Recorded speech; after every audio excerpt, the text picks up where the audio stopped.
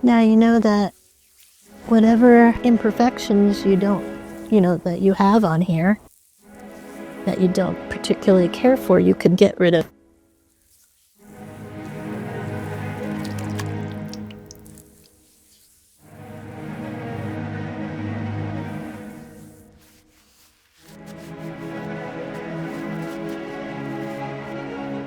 Okay, you ready? I'm free! Wow. Oh my God. What do you think? I think it's great. Yeah, also you could just fill this in. Right. And just a little bit here. You could either make it solid or you can leave holes in it, however you choose.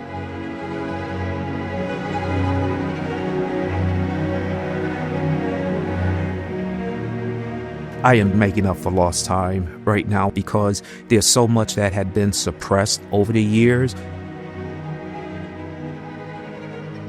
I'm trying to compensate for what I don't know about myself.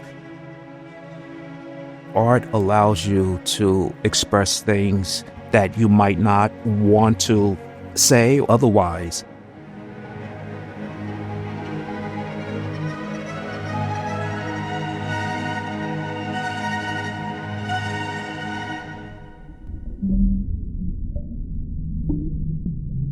When art is cast in pieces. The pieces have to be reassembled so that you wouldn't know that it was ever severed.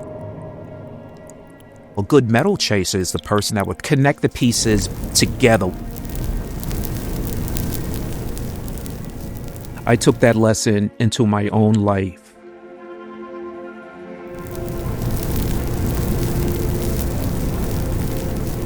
I was brought up in a housing project called Marion Gardens in Jersey City. I lived in the ghetto. As a kid, we were always taught anything associated with Africa or darkness is bad.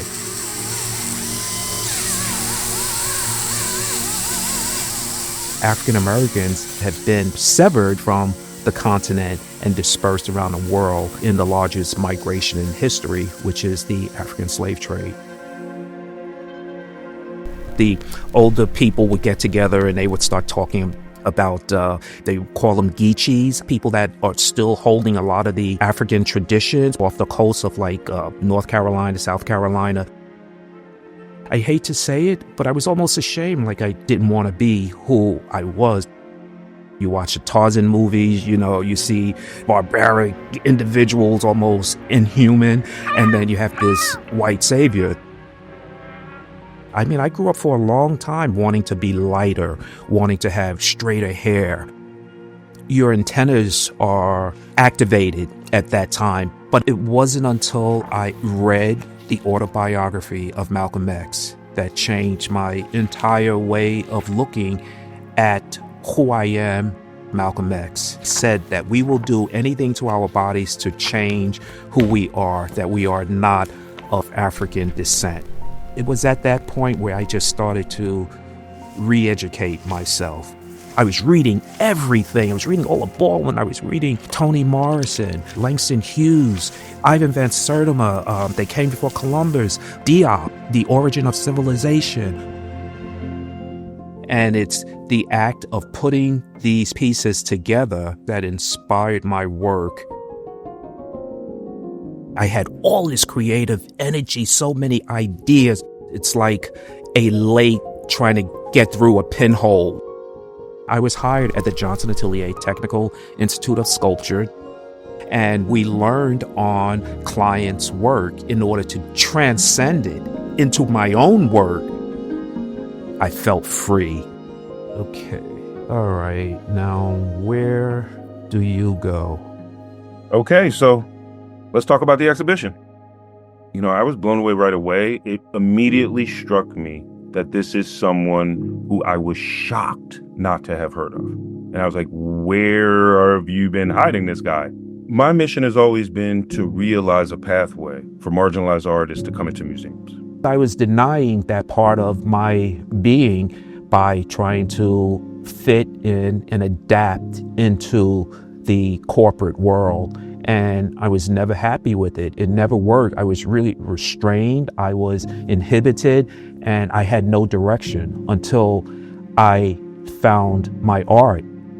So often when we see Black art in major institutions like this, the work can be centered more on trauma and our difficult histories. This work kind of breaks that paradigm. They're joyful, they're beautiful. I want the people to say they haven't seen anything like this before.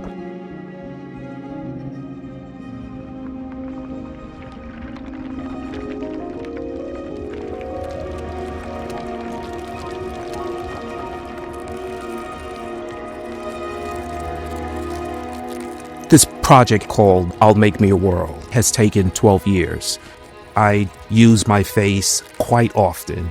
It's a starting point for 24 figures, 12 pairs, winged messengers, generals, gossipers, guardians of past histories.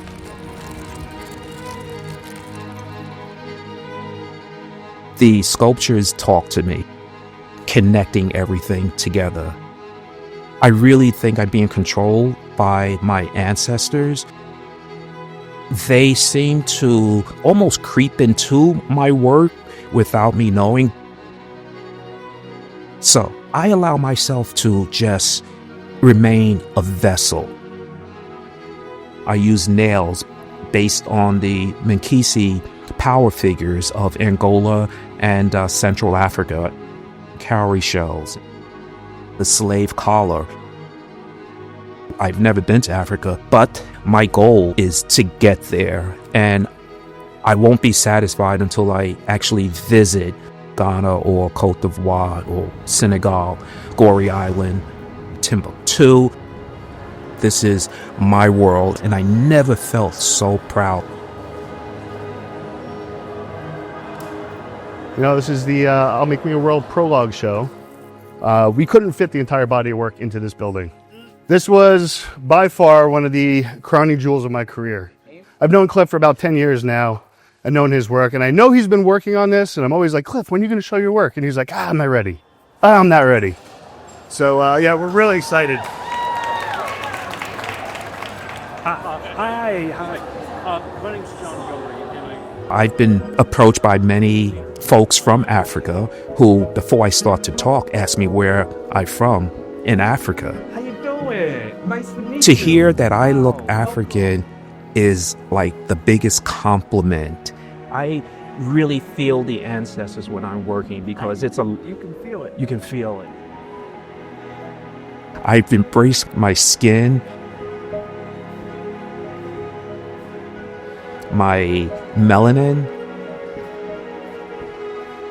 my destiny.